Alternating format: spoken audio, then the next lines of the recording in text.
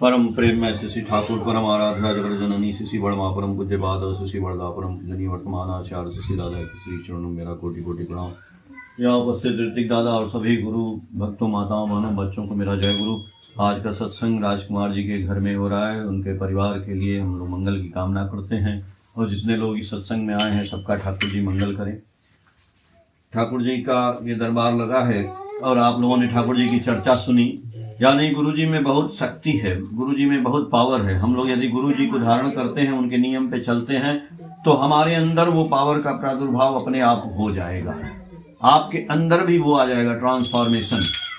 तो वो होगा कैसे? जब हम उनकी बातों को लेके चलेंगे। जो ठाकुर जी बोले हैं कि सुबह उठ करके आपको सुबह शाम ठाकुर जी का घर में प्रार्थना करिए।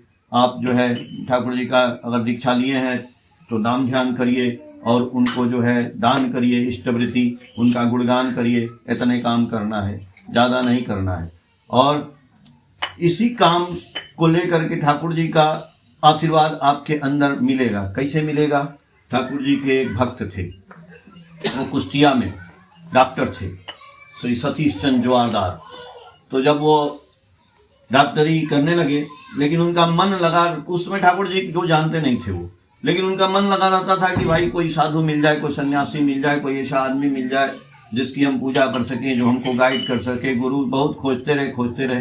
तो उनके एक टीचर थे जो उनको पढ़ाए थे, शिक्षक कृष्णचंद्र। तो उनके माध्यम से ठाकुर जी की बात हुई कि ठाकुर एक हैं और वही अवतार हैं। बोले अच्छा, कहाँ मिलेंगे? तो वो जो है उसके बाद आते हैं एक जगह जहाँ ठाकुर जी प्रफुल्लदा नाम के एक सत्संगी भाई थे, उनके यहाँ जो है ठाकुर जी आए हुए थे। और उस समय उनको पता चला और उनके घर पे वो आए। जब आए उनका दर्शन करने तो देखे कि ठाकुर जी को उस समय समाधि लगी हुई है। ठाकुर जी को जब ये होता था भजन वजन ना, तो कभी कभी समाधि लग जाती थी। तो ठाकुर जी को जब समाधि लग जाती थी तो ठाकुर जी का सांस उस सब बंद हो जाता था।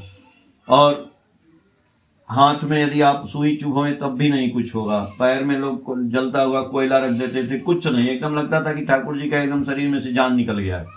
फिर कुछ देर बाद मुंह में से आवाज आने लगती थी, लगता था कुछ बोल रहे हैं। तो जब वो पहुंचे तो देखे कि मुंह में से आवाज कुछ बोल रहे हैं और कुछ आदमी उसको नोट कर रहे हैं, लिख रहे हैं। तो बड़े आश्चर्यचकित हुए कि भाई ऐसा आदमी कौन है। और उनका पूरा शरीर जो है बहुत सुंदर और सब कुछ हुआ। फिर जब धीरे से जब ठाकुर जी होश में आते हैं तो सोचते हैं, मन में सोच रहे हैं, वहीं बैठे हैं, सोच रहे हैं कि अरे ये कौन से अवतार हैं भाई, ये तो गजब के अवतार हैं। तब तक ठाकुर जी उनकी तरफ देख के बोलते हैं, दादा हम कोई अवतार नहीं हैं। जैसे आप भगवान की संतान है वैसे ही हम भी भगवान की संतान हैं। बोले अच्छा, ये हमारे मन की बात जान गए।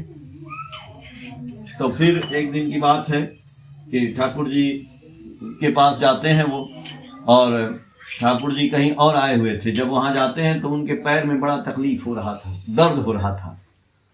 तो दर्द हो रहा था तो मन सोच रहे हैं कि बड़ा दर्द हो रहा है, कहीं से दवाई ववाई आ जाता तो ठीक हो जाता। तब तक ठाकुर जी जो है उनको बोलते हैं, वहीं ठाकुर जी बैठे रहे। बोले दादा दवाई से नहीं ठीक होगा, आइए ऐसे ही ठीक हो जाएगा।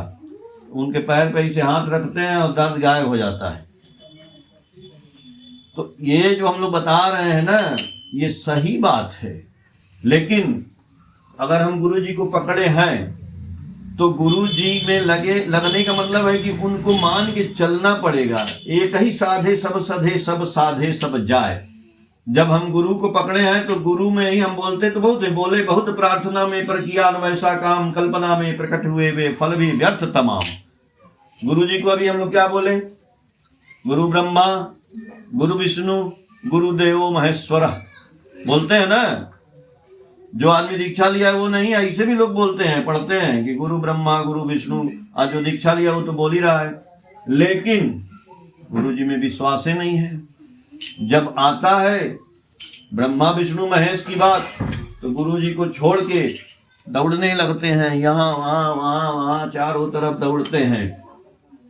हर हर महादेव फलाने। अरे भैया यदि गुरु जी में विश्वास है तो एक, इसीलिए ठाकुर जी बोले कि बी कॉन्सेंट्रिक, एक जगह सेंटर में को पकड़ लिए तो पकड़ लिए।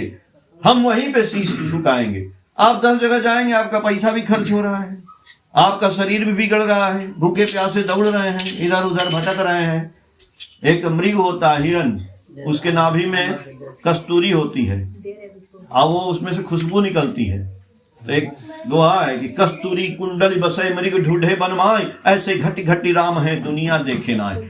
यही यदि जिस दिन मान लेंगे कि यही ब्रह्मा, यही विष्णु है, यही कृष्ण है, यही ठाकुर है, यही सब कुछ है, अब हम इनको पकड़ लिए, अभी तक तो मिले नहीं थे, आज मिल गए, आज हम सब यही मना लेंगे, हम इन्हीं को मानते हैं भाई, इन्हीं का पूजा करेंगे। आपका काया ना पलट जाए तो कहिएगा यही कस्तूरी कुंडली बस है, यही हिरन के पेट में नाभि में वो महकता रहता है, हिरन दौड़ते रहता है पूरा जंगल की, कहाँ महक रहा है, कहाँ महक रहा है। हम लोग उनको गुरुजी मिल गए, भगवान मिल गए, भगवान के पास आ गए, तब भी हम लोग भटक रहे हैं, ये मंदिर वो मंदिर, ये भजन वो भजन, अरे दौड़ दौड़ के और फिर भी ठीक नहीं हो रहे, परेशान के परेशाने हैं। हाँ, लेकिन वो आदमी जिसने ठाकुर जी को पकड़ लिया है और एकदम पकड़ लिया है, गारंटी के साथ करते हैं, वो ऐसे ही है, वो एकदम ठीक है, उसका कुछ नहीं बाल बांका हो रहा है। तो हमारा आप लोगों से यही करबद्ध निवेदन है, यदि गुरु जी को पकड़े हैं तो 100% संपूर्ण रूप से पकड़ लीजिए, नहीं तो आप ऐसे पकड़े हैं तो हाथ ही आएगा तो छूट जाएगा हाथ, फिर गिर जाएंगे। जय गुरु।